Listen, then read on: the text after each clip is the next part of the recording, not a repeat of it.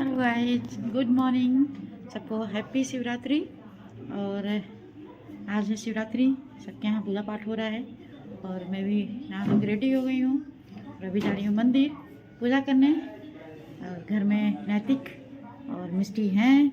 मिष्टी नहा रही है, भी नैतिक बचे हुए हैं, वे भी नहाएंगे। और चलिए पूजा करके आते हैं। और लेट तो हो गया है, 10 साढ़े 10 बज गया है। और पूजा करते हैं, फिर मिलते हैं आपसे।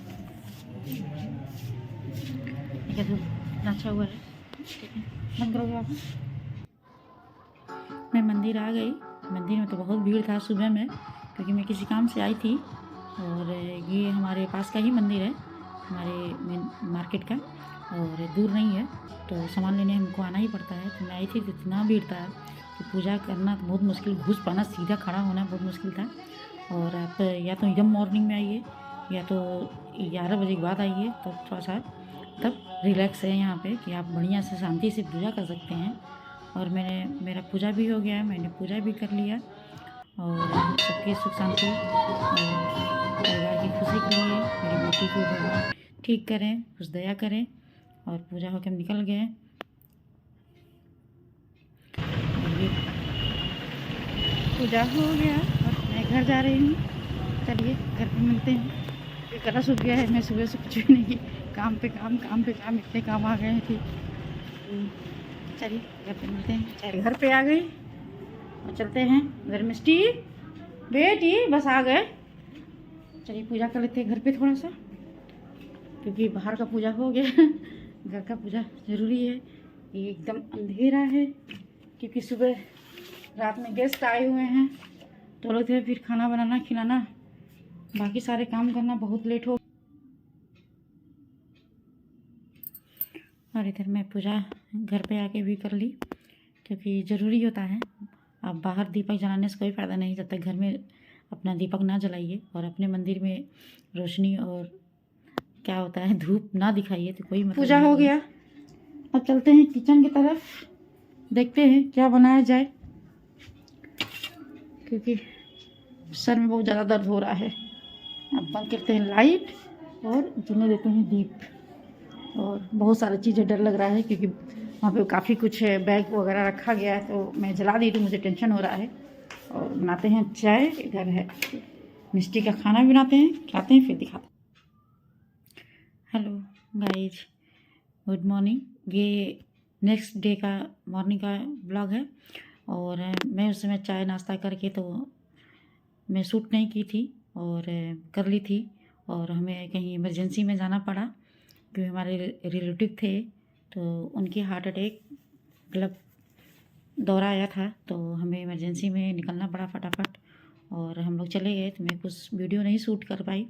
और ये दूसरे दिन का है ब्लॉग है।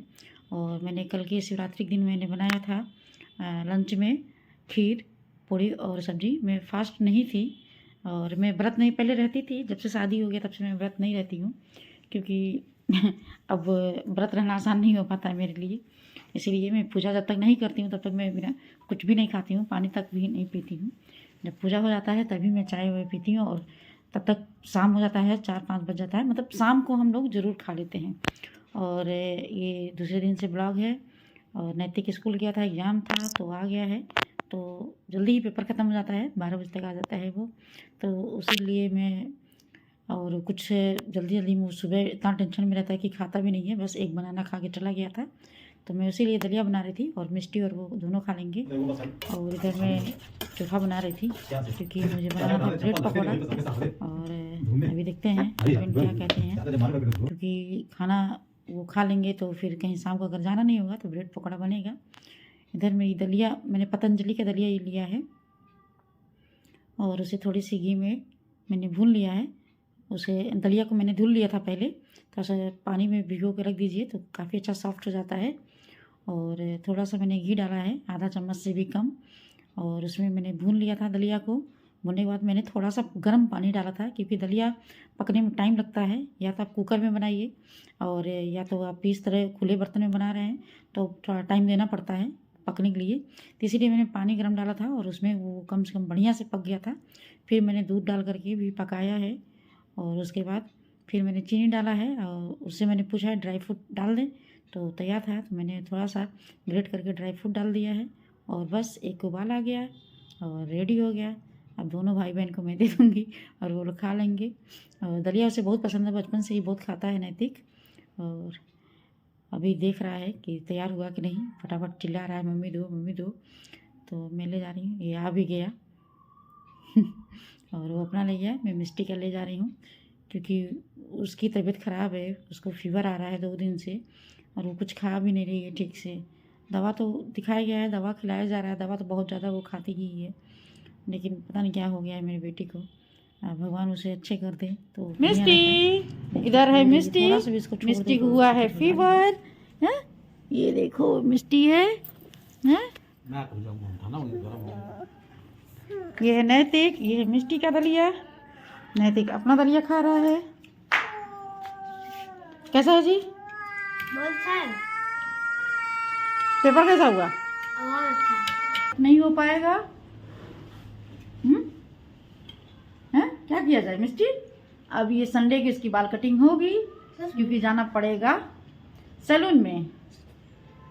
सैलून में जाएंगे इसका बाल कटवाने हम लोग, क्योंकि इसका बाल कटवाने मतलब खुद ही लेके बैठना और कटिंग कराना। क्या बेटा, जरा दिखा दो, बोल दो हेलो हेलो हेलो हेलो। हैं? नैतिक का भी बाल का शेप दिलवाना है, ये रहा ये रहा, इसका भी बाल ऐसे हो गया है। और आज ये नहाया नहीं अभी तक, जाके खाना खा के नहाओ। पेपर कैसा हुआ तुम्हारा? अच्छा है। हाँ, अच्छा है। ऐसे आया था। आज इसका हिंदी का पेपर था और सुबह रिवीजन भी नहीं किया और उसी तरह चला गया। हाँ? कितना क्वेश्चन आया था? 12। पेपर दिखाओ हमको। किसका? वो ना, उसको अभी सुबह मॉइस्चराइजर लगाए थे, लेकिन इतना रुखा मौसम है, हवा चल रहा है कि स्किन ड्राई हो जा रहा है। मिस्टी अभी फेस वॉश करके आई है और ये लगा। नहीं, छोड़ छोड़, नहीं कभी नहीं आते हैं। कपड़ा उतार के लाए ऊपर से, कपड़ा लाए उतार के, धूप में जलेगा। चलिए मिस्टी खाना खिलाते हैं।